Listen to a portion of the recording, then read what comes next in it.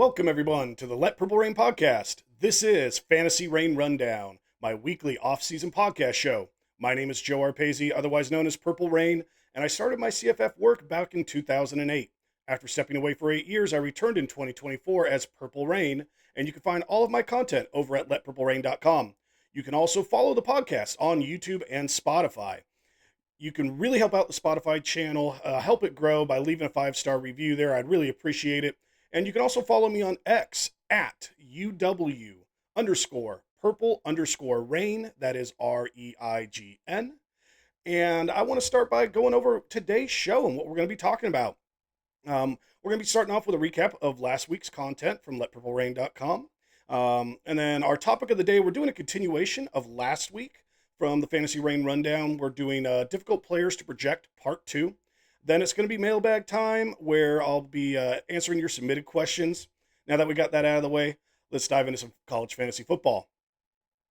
Last week was a big week. I had the release of my 2025 CFF Draft Guide. I also had the article series, Draft Strategy Analysis. This is where I break down my draft strategy for different league formats. Every league, every player ranking format that I have included in my draft guide, I did a draft strategy analysis breakdown for. Every one of those breakdowns is found in the draft guide. I just also wanted to release them as single articles, so if someone wants to pull one up quickly before a draft, you can easily find it on my website instead of having to flip through the different pages of the draft guide. And the last thing that I released as well was the Diary of a Draft Man, Chasing the Natty mock draft number 3 episode. This is the video podcast where I walk you through my thought process live while I'm drafting my teams. And we're talking about the CFF Draft Guide. This is something that is free for every premium subscriber to my website. If you are not a premium subscriber, you can purchase this individually for $15 without becoming a premium subscriber. I have a link at the website when you go to the page for the draft guide. You can either sign up to become a premium subscriber and get it for free, or you can do the one-time purchase for $15.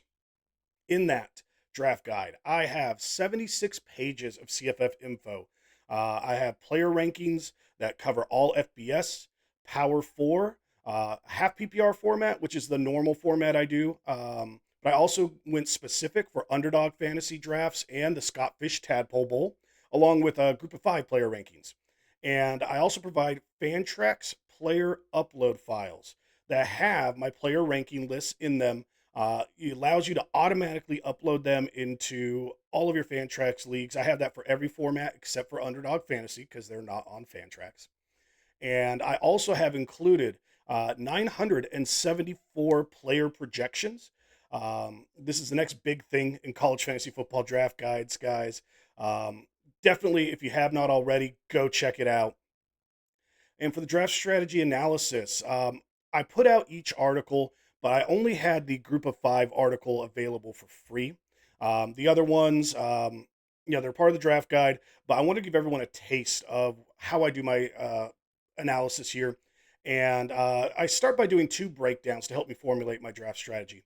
I do a player tier analysis and an ADP ranking analysis. For those watching on YouTube, they can see that there are 2 tables on the screen that are examples of this analysis.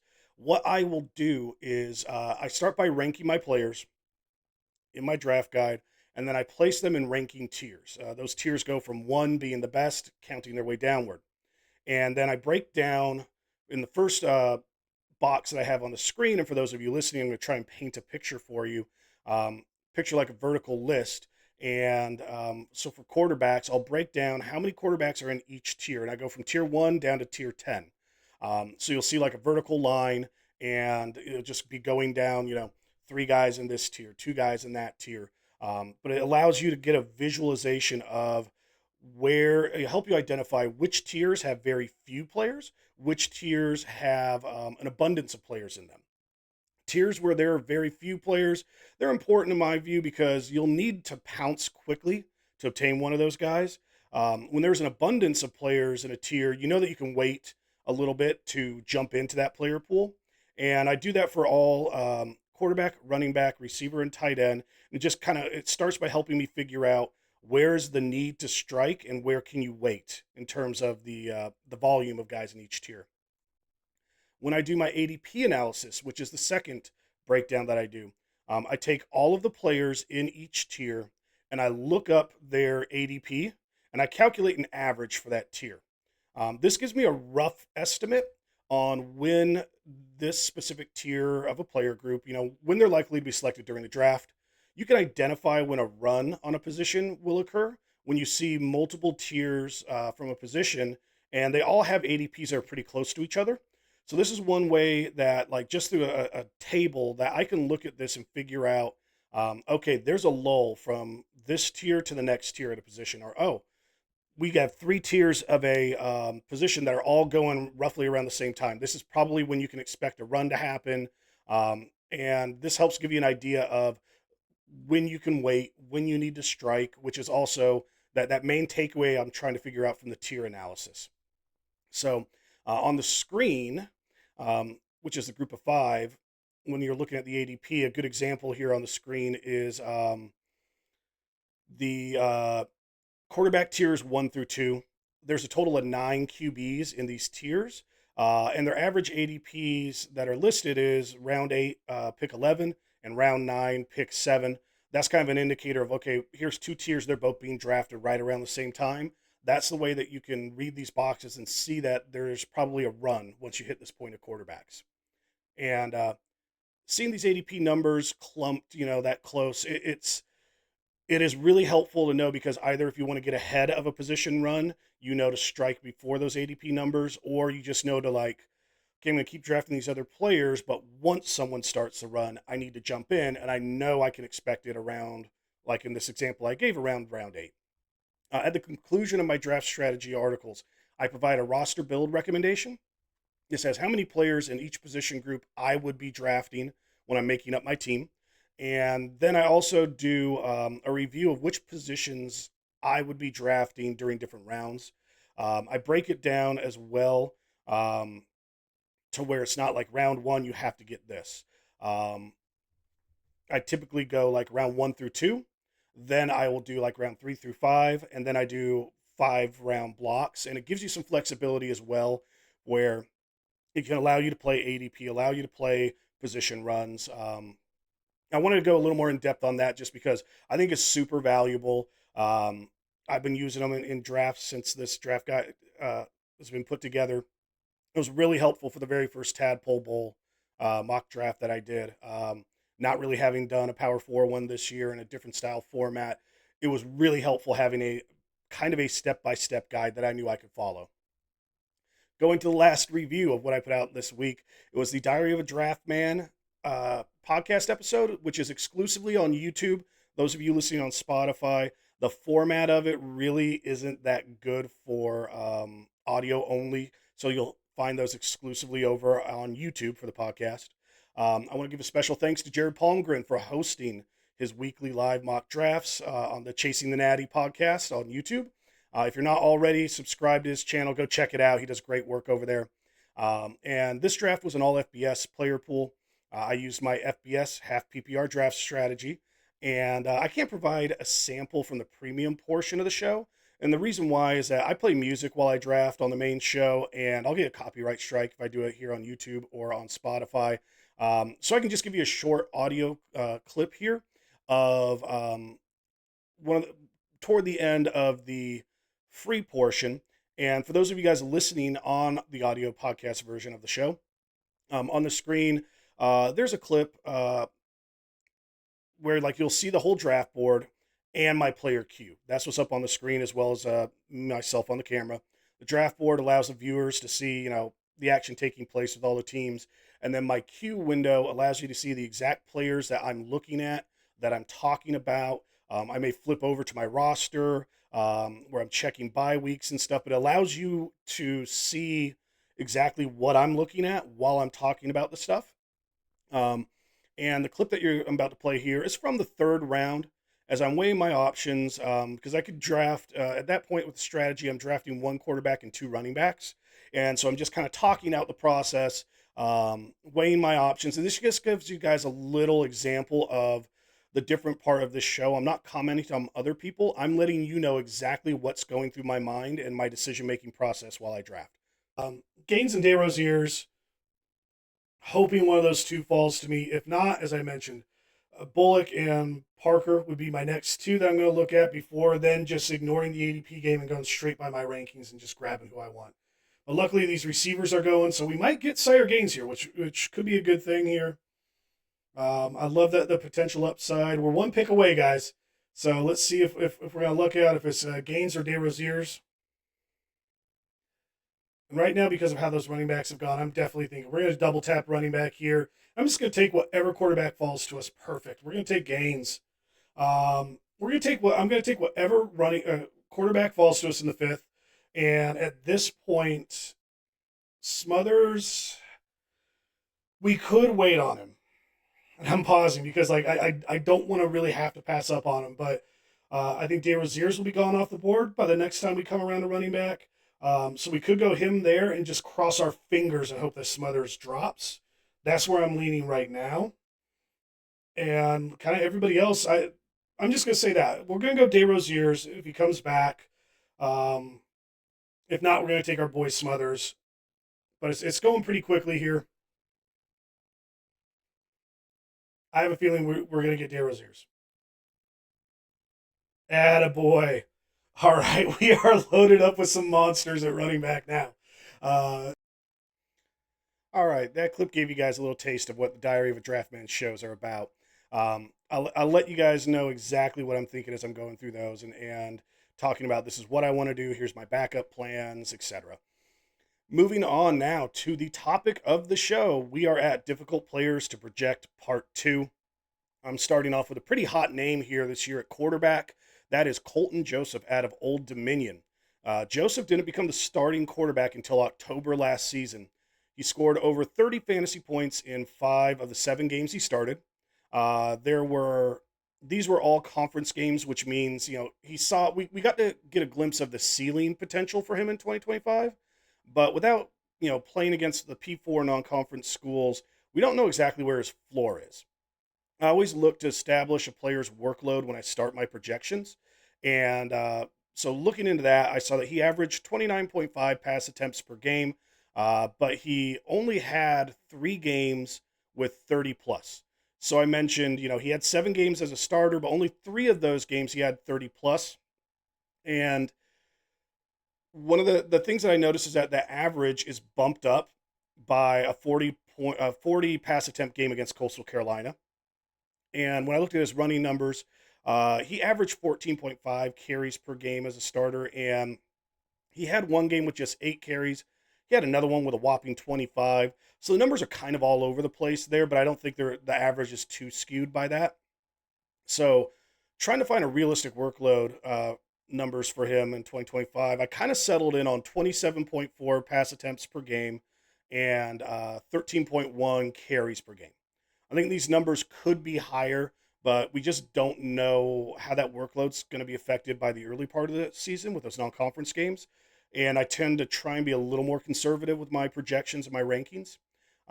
So with that workload, my projection came out to 28.65 fantasy points per game. That ranks him number 8 for all FBS quarterbacks. There's 5 quarterbacks that have higher projections than Joseph, but those projections are at the absolute most 0.28 points per game above Joseph's. So my more conservative workload projection pulled him down to this position. If I increased that workload just a tiny bit, he would become QB 3 or 4. And that was one thing that kind of caught my eye of just like how close he can be with these rankings to really jumping up. I mean, going from 8 to 3 or 4, in the snap of fingers. So I don't want to push his workload too high.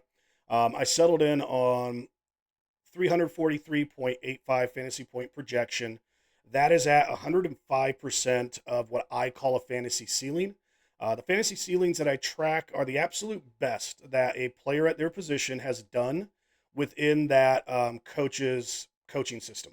So if I'm tracking an offensive coordinator, and I've been tracking him since 2018, Whoever had the best fantasy point production, that dictates what the fantasy ceiling is. And I noticed that my more conservative projection had him at 105%. It's not unheard of for someone to go over 100%. I do want to throw that out there. Like a guy like Michael Penix Jr. in his last season at Washington, I think I had him at 115% of the fantasy ceiling, and it was still below what he actually did. So just kind of giving you guys some context on that as well. Um, so we only had a 7 game sample size to evaluate Joseph last year. So I had a hard time pushing that projection harder. So in summary, I'm just going to kind of say, I like Joseph a lot this season. His fantasy ceiling could be extraordinary. You just need to keep some caution in mind because of that small window size that we have. Moving to our next group, and it is a group here. I'm going to go over the Wisconsin running backs. We have Dylan Jones, Darian Dupree, and Cade Yakimelli. To give a quick recap, going into the spring camp, people expected Dupree and Yakimelli to be battling out for that running back one job. Jones had a lights out spring camp and was considered leading the position battle once camp closed. So he really came out of nowhere and seized the reins on what still is a close 3-man race heading into fall camp. While Jones received the most praise, I'm not willing to lock him in as a solid running back one yet. I'm viewing all 3 players as handcuff options where we need more info from fall camp to sort out the pecking order. But for now, the tentative pecking order that I have for this group is Jones as the running back 1, Dupree as the running back 2, Yakimelli as a running back 3. Um, and I'm just going to continue to view this situation as running back by committee until we get more news from fall camp. And as that news comes in, I will adjust my projections on these guys and the rankings, etc. A lot of that will start to happen during the month of August. I will be doing updates to my draft guides, my projections. So looking at workload, like I say, where I always like to start, I gave Jones 103 carries, Dupree 91 carries, Yakimelli 66 in this running back, 3-headed running back by committee that I'm viewing the situation as right now. None of these players really dominated in the touchdown production either when I was running my projections. And so the projections for these 3 guys, and once again, it's just difficult because you're trying to figure out pecking order and workload with the news that we have. But I kind of, once again, trying to be conservative with my thought process here. I have Jones at 124.5 fantasy points, Dupree at 100.2 fantasy points, and Yakimelli at 65.0. Moving on to our third player here, I have tight end Luke Reynolds from Penn State, another kind of hot name that people are looking at. Reynolds plays the receiving tight end position that Tyler Warren played last year, and that is the position that you want to target of the 2 tight ends in this Penn State offense. Warren had a historic fantasy season last year. He scored 274.8 fantasy points. This production is not what we've seen from offensive coordinator Andy Kotelnicki's offensive system. I am awful with names. I even tried to help myself with the pronunciation here in the script, and it's not helping too good. Kotelnicki. Warren last year, he had 138 targets and 26 carries. When you take Warren and the 2021 season out of the mix, because that was a down year, Kotelnicki's tight end production history, you get these averages. 38 targets, 27 receptions, 340 yards, and 3 touchdowns. So that's the historical baseline data that I had to use to try and assess what Reynolds can do, because I don't think we can really use what Warren did last year. I don't think you can use that. I think you can keep some of it in mind, but I'm just going to caution, if you try and use Warren's data in coming up with projections, I believe you're going to way overshoot the target here. So looking at this, I did give Reynolds a bump up compared to the historical averages. I kind of settled him in at 58 targets, 42 receptions, 517 yards, and 6 touchdowns, which I do believe is a bit high because we just don't know if they're going to have so many tight end specific drawn up plays this year like we saw last year in the red zone. I think this is the ceiling for Reynolds at 108.7 fantasy points. I think there's a much better chance he comes up short of these numbers, then he actually meets them. If I'm going to be completely honest with you guys, just because the historical trends are so much lower, and there are a lot of other targets in this offense. So I did give him a bump, but I just want to kind of throw that caution out there. Even though this is my thought process, I put him at the absolute ceiling versus tapping it down a little bit. Our last guy is another tight end, Dan Villari from Syracuse. This was by far the worst tight end to try and project this year. I have 3 seasons of data on offensive coordinator Jeff Nixon.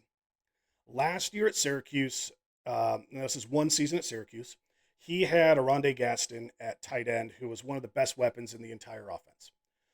Gaston was treated as such, being fed 108 targets for 72 receptions, 922 yards, and 7 touchdowns. Villari is nowhere near one of the best weapons in this year's offense, and he's not going to see anything close to what Gadsden saw last year. The other historical data that I have are 2 seasons that Nixon was at Baylor. Those tight ends average 10 targets, 6 receptions, 45 yards, and 0 touchdowns. So we have this massive discrepancy of data with nothing in between. It is the complete far ends of the spectrum. And the reason why this is my least favorite to do is I'm basically having to make up numbers. There's no other way to say it, and I'm being honest with you guys. I'm not going to copy what he did at Syracuse. I'm not going to just copy what the Baylor numbers were. So without the highest level of confidence, because of how this baseline data is, I kind of settled in on 48 targets, 30 receptions, 278 yards, and 1 touchdown. As I mentioned, I just do not see Villari being used a ton in this offense. I think we also are going to see a shift with this offense reverting to something that was more like what we saw from Nixon at Baylor. I just don't think that the tight end position is going to be that bad like we saw at Baylor. So that's my thought process and how I landed on just 48.8 fantasy points on Villari, one player who I think is going to be majorly overvalued this year. All right, we are moving on to the last segment here, which is Mailbag Time. This is a portion of the show that I answer your submitted questions. You can submit questions to me on X or through Substack. You can ask me questions about college fantasy football, college football in general, movies, music, life in general, anything you want. I'm here for you guys. So I'm going to go with question number 1. This is from an old friend of mine, an old league mate of mine, Rebel Nut, and it came over on Substack. What is more important in the Tadpole Bowl format for a tier 1 quarterback, running back, or wide receiver? And I think wide receiver stands out as the most important in my eyes. And I came up to this by reviewing how many players are at each position group in tiers 1 compared to tiers 2 through 3. Because I'm trying to get that idea of abundance. Like I told you, this is what I do when I do my ranking strategy analysis, draft strategy analysis. And so there are a total of 4 tier 1 wide receivers in my Tadpole Bowl rankings. But then there's only 6 combined in tiers 2 through 3. At the quarterback position, there's 2 tier 1 quarterbacks, but there's 18 guys in tiers 2 through 3. And at running back, there's 8 tier 1 running backs, and then there's 14 running backs in tiers 2 through 3. Since that wide receiver position has such less volume in it in all 3 of those top tiers, that's really why I'm leaning wide receiver and why I have a little more of a wide receiver heavy approach in my draft strategy specifically for the Tadpole Bowl. Moving on to question number 2. This comes from Kevin at Lord Overton on Substack. He asks, why isn't there more love for tight end Brett Norfleet from Missouri? Missouri tight ends are always good. I'm going to give you a pretty straight answer here. They haven't always been good lately. And I say that because offensive coordinator Kirby Moore, he's been at Missouri for 3 seasons. I know you're probably thinking of older teams, and when you think about these Missouri tight ends, this is one reason why I don't follow the teams. I follow the coaches, and I base all of my historical data when I do my projections off of the coaches and not a particular team. So we have 3 seasons of Kirby Moore at Missouri. In those years, his tight ends have scored 41, 46.7, and 48.5 fantasy points. if I don't adjust ranking tiers for position battle status and player profile, which is what I do in my draft guide, I just purely eliminate that. I just have it like they're established fantasy players. They've already locked in their starting jobs, so they're at the absolute top of where they can be from a ranking tier. Um, Moore's tight ends, they average 45.4 fantasy points, and that would put them with a best case scenario of tier 9 tight ends in my rankings. It's just too hard to raise the fantasy expectations up for Norfleet when that's the reality of the historical data with this offensive system. And to add in another little thing, you have a new quarterback taking over in the offense as well. Me personally, I'm not even touching Norfleet. I don't see the data there to justify enough fantasy value. Question number 3 here. It comes from, once again, our friend Garrett Jan Vanderperk on Substack. Who are the biggest risks to be an underperformer based on my experience in CFF? Uh, there's a number of different ways I can answer this one for you. And if I look at things from a position group standpoint, wide receiver has always been wide receiver and tight end has always been the most volatile positions to gauge in the preseason. So that's one way I can kind of answer this for you is you can have someone with really high expectations that they just don't live up to it, or the vice versa that you see with wide receiver and tight end. Someone that you just didn't even hear of or expect blows up. Um, so you see it both ways with that with the position groups. From a player situation standpoint, I would say a good example would be group of 5 running backs that moved up to the SEC or Big Ten. Recently in the last handful of years, they've kind of really underperformed the expectations. So that's another good example I can give. Another situation would be players that are in brand new offensive systems. These offensive systems typically take time, like a year, for the players to learn how to really perform in them. And when we're pulling historical data, we're looking at seasons from where that coach was at a previous school where they had that offense installed for a couple of years. So that's always one big concern about drafting guys that are in first year offensive systems. Um, Another good scenario, which we have some of these guys, um, players that are coming back from major knee injuries. I think that's another one. Sometimes, depending on the injury, sometimes it takes guys 18 months after they suffer their injury to fully come back to full strength. So, um, if you're looking for individual names, it's just a little too hard, I think, at this point to be able to say that, to be able to give you a more certain answer. But I feel like these examples I gave you here are probably about the best thing I can kind of throw at you. And I'm just checking our time. We're doing good on it. And question number 4 here. This one comes again from Kevin at Lord Overton from Substack. And he asked, since I have come back to CFF, is it harder now because of NIL? And I kind of going to view this question as lumping in NIL and the transfer portal together. Um, I think it's much more work to stay on top of what players are on what teams. Trying to sort out depth charts is way harder now because players can come and go from teams twice in an off season. I think NIL plays a part in what drives players to move around, but I don't think coaches make playing time decisions based on NIL. Um, so a lot of times I don't like to put too much into, well, hey, they paid someone a whole bunch of money, but it really doesn't look like they should be in the job, that they should be the starter. I don't like to get caught up in that, but there are some situations where I do. It's kind of hard to ignore, like Miami going out and signing Carson Beck at quarterback with all the money they gave him. That's a tough one. Or Darian Mensah at Duke, the quarterback. Very hard to picture those guys not playing, but I do still think if they brought a guy in and that guy just isn't good enough to beat out someone who's not a high dollar, free agent, if you want to call it that, I do not see the quarterbacks, or excuse me, the coaches taking on the risk of losing by putting the wrong guy out there. But I think it's just mostly here in the off season, you try and get a head start on stuff, and so you're working in February and March and April and stuff, and there's just so much movement now. You have to put in a lot more hours of work before you can get to like where I am right now.